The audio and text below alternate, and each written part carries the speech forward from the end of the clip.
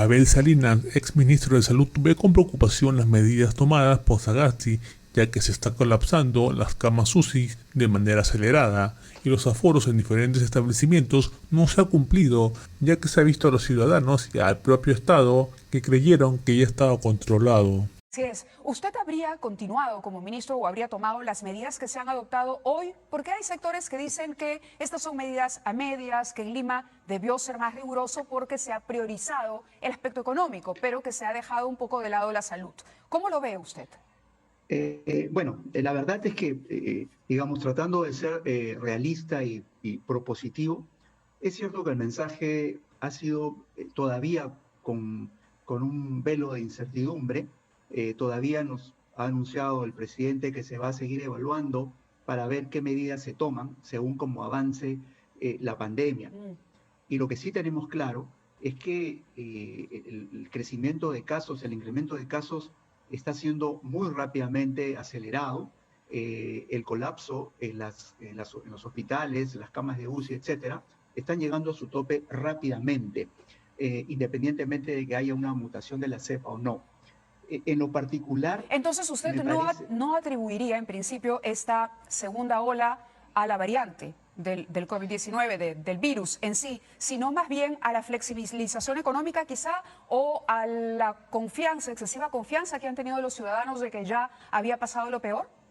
Yo creo que todos en general, desde el gobierno hasta los ciudadanos de a pie, y lo veíamos en la calle todos los días, la gente transitaba, la gente iba, todos los ciudadanos iban a los centros comerciales, a los comercios informales, en familia, grupales.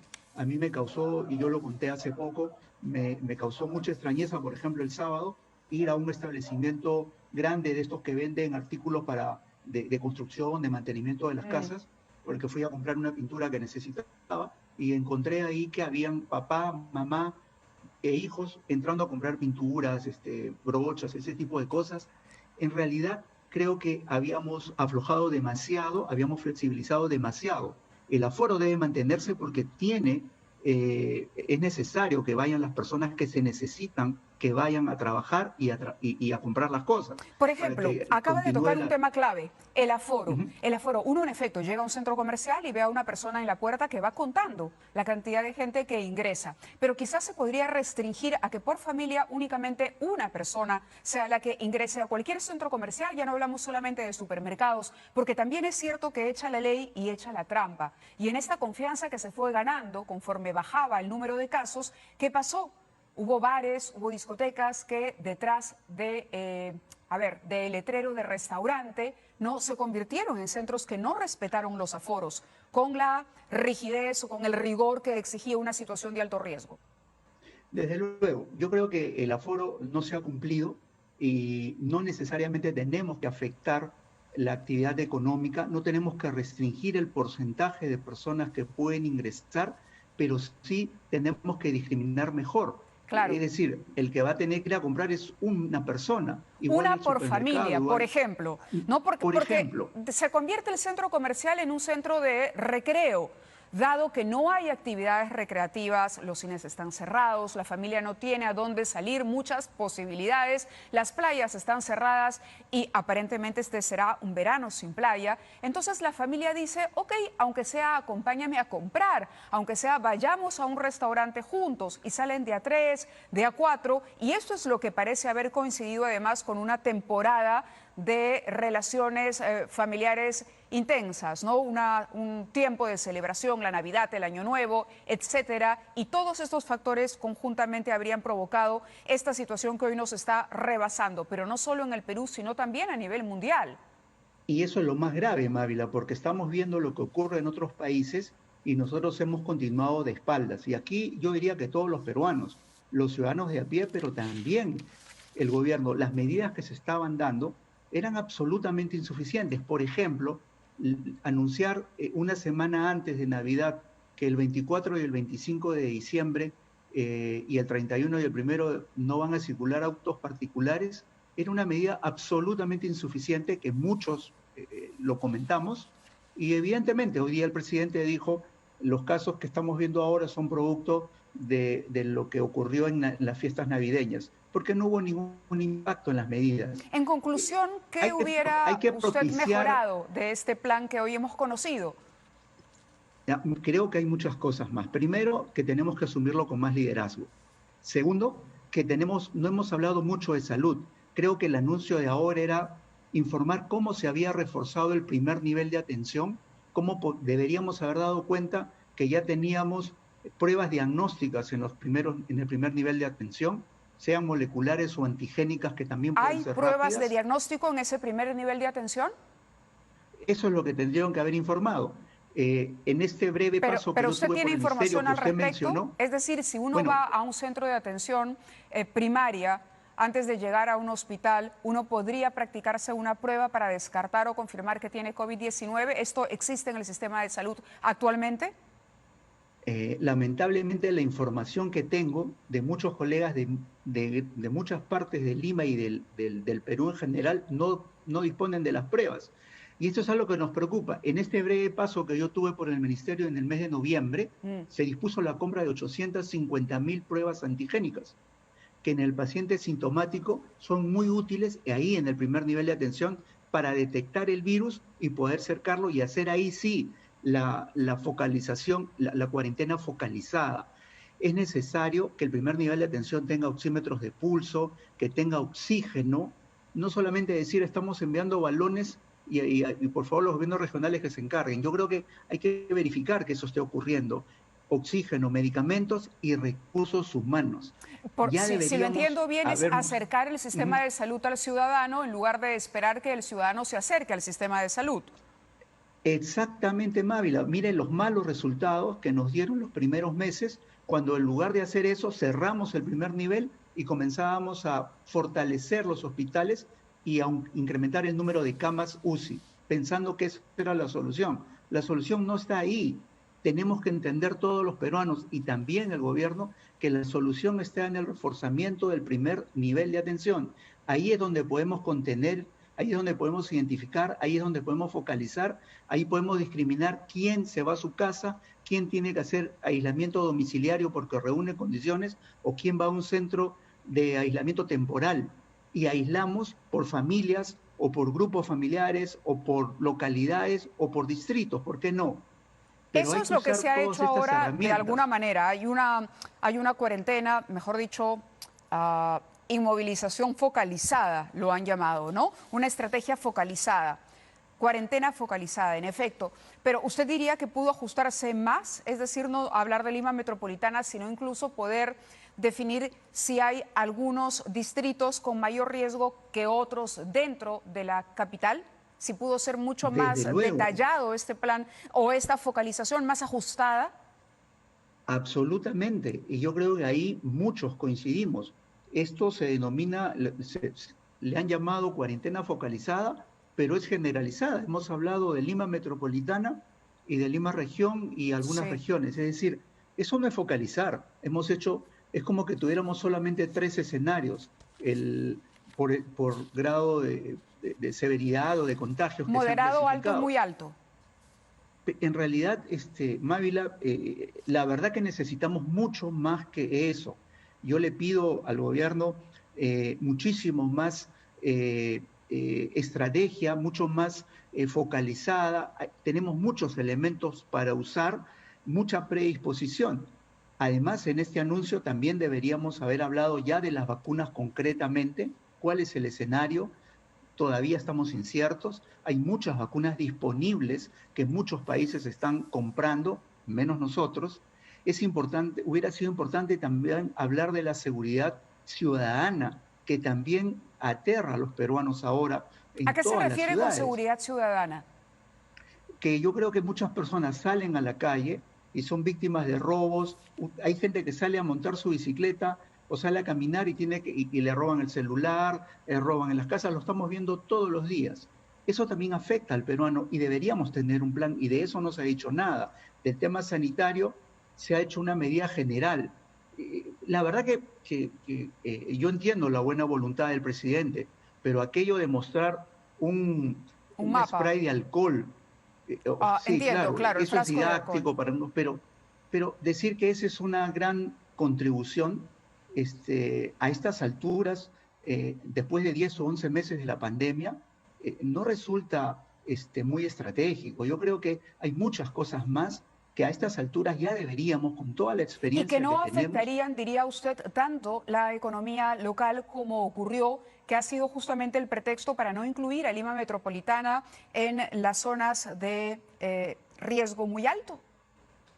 Claro, la actividad, y no tiene por qué ir separada la actividad económica del tema sanitario. La salud pública tiene que ver con la economía. Si nos hacemos más pobres los peruanos, tenemos más enfermedad. Y más enfermedad es menos salud. Esto está estrechamente vinculado, no se puede separar. En consecuencia, las medidas tienen que ir un poco más estratégicas, diría yo. Ojalá el gobierno reaccione. Yo entiendo la buena voluntad, eso es incuestionable del presidente. ¿Es posible, doctor Salinas, con la información que maneja en este momento nuestro sistema de salud público, monitorear, evaluar la eficiencia de estas medidas y proponer cambios ligeros o grandes al cabo de 7 días, como han sugerido algunos gremios?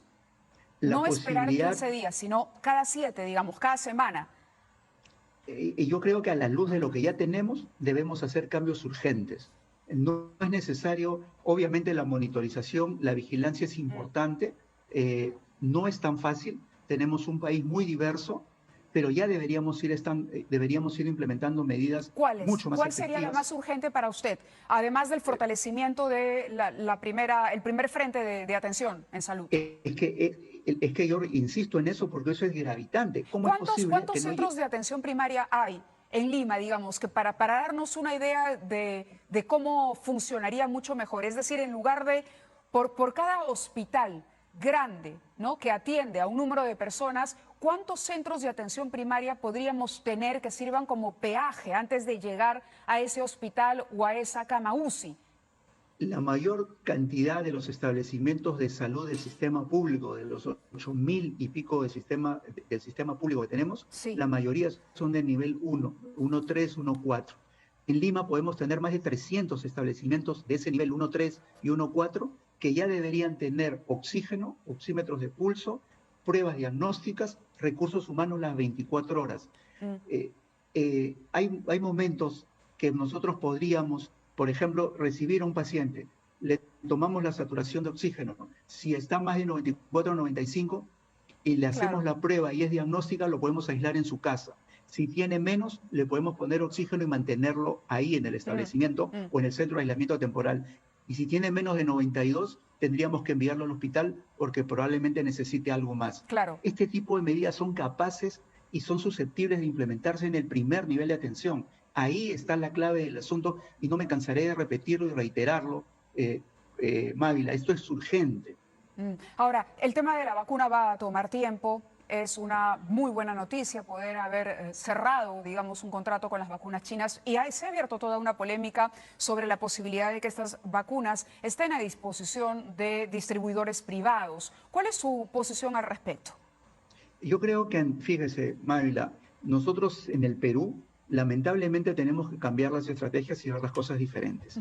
Hemos sido el país que no tuvo pruebas diagnósticas moleculares. Hemos sido el país que tuvo en su momento la tasa de contagios más alta por millón de habitantes, que tuvimos la tasa más alta de muertes por millón de habitantes y somos el último país probablemente en la región de las Américas que va a acceder a las vacunas. Y yo quiero decirle que si es una buena noticia contar, ojalá pronto, con la vacuna que se ha anunciado el millón de dosis y que deberían ser muchos más, quiero recordar que hay muchas más vacunas disponibles muy pronto en el mercado que otros países ya la están utilizando y que las van a tener. ¿Hay países que tienen ya una distribución de vacunas a nivel privado, en paralelo a lo que hacen sus gobiernos, a esta distribución gratuita que deben asegurar los gobiernos?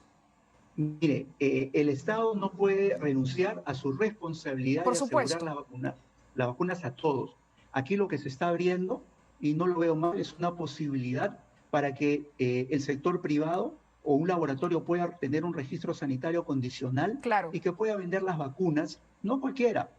Por ejemplo, si la Seguridad Social, vamos a ponernos en ese caso, tiene dificultades para que el Ministerio consiga las vacunas, a lo mejor la Seguridad Social sí puede comprar las vacunas directamente a un proveedor que tenga su registro condicional. ¿Se refiere a de salud? AESalud, AESalud. el sector privado. Es decir, esto representa un grupo de personas. En realidad, el Estado no renuncia ni hay ningún tipo de discriminación. En todo caso, a mí me ha parecido bien en el decreto supremo porque abre una posibilidad más ante las dificultades que está teniendo el gobierno para conseguir las vacunas.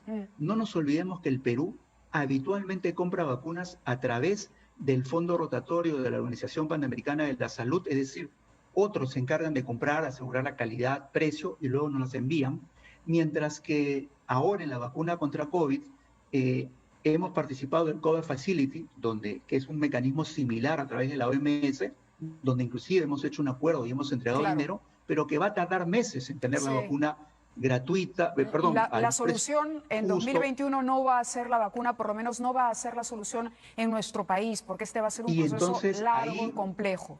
Y ahí se abrieron otros mecanismos de comprar directamente a los laboratorios, donde el Perú lamentablemente no tiene gran experiencia, como lo tiene México, Chile, Costa Rica, etcétera, que sí compran directamente a los laboratorios. En consecuencia, esto es una posibilidad. Por eso me parece bien que se haya abierto esta posibilidad y que el gobierno abra las puertas. Aquí no podemos cerrarle las puertas a nadie que pueda sumarse. Claro, hay también un derecho individual, ¿no? El derecho a velar por mi propia salud. El Estado tiene una obligación, no debe renunciar a ella, debe actuar con celeridad, pero no se trata de competir, se trata de complementar. Doctor Salinas. Es correcto, Mávila. ¿No? Yo quería agradecerle esta entrevista, debemos ir a la pausa. Está también el tema de el trato que hay hacia los profesionales de la salud. Hay protestas, hay gente insatisfecha con lo que ha ocurrido hasta hoy y esto nos puede colocar en una situación todavía más delicada. Es decir, hoy por hoy se hace necesaria la participación de los privados. Se hace necesaria la participación, me parece, humildemente, de todos los peruanos. Absolutamente de acuerdo, Mávila. Este es el momento. No podemos repetir lo que pasó hace meses. Lección aprendida. Así es, que se hicieran pruebas moleculares porque solamente las hiciera el INS cuando habían cantidades de laboratorios públicos y privados que ya hacían años que practicaban este tipo de pruebas. Muy bien, entonces yo creo que hay que sumarnos todos. Le agradezco mucho su participación en el programa esta noche. Teníamos que abrir comentando lo que ha dicho el gobierno el día de hoy, estas nuevas medidas y que van a regir además a partir del 15 de enero, el 15 al 31. El 31 se evaluarán y se verá cómo se ha manejado la curva de contagios con tantos factores que además están haciendo cada día más delicada la situación, como la aparición de esas variantes. Dicho sea de paso, y yo sé que me estoy pasando unos segundos, todavía no sabemos con exactitud qué pasó con esta persona que traía la variante extranjera, ¿no? Es decir, no tenemos todavía el rastro, no sabemos cómo llegó, porque esta persona se habría contagiado dentro del país. Eso quiere decir que la variante ya. ¿Tiene usted algún dato importante al respecto? ¿Cuándo habría llegado? ¿Cómo se podría haber transmitido? ¿De dónde habría procedido? Hay que esperar la información oficial. En la oficina del Departamento de Epidemiología del Ministerio es muy potente y yo confío en ellos, pero lo que sí nos queda claro es que el contagio fue hace varias semanas, mucho antes de lo que nosotros hemos podido diagnosticarlo. Debe haber muchos más casos con la variante. Podría ser alguien que vino a pasar la Navidad con la familia, por ejemplo, ¿no? Más o menos en ese rango. Así es, muchos viajeros de diciembre, es correcto.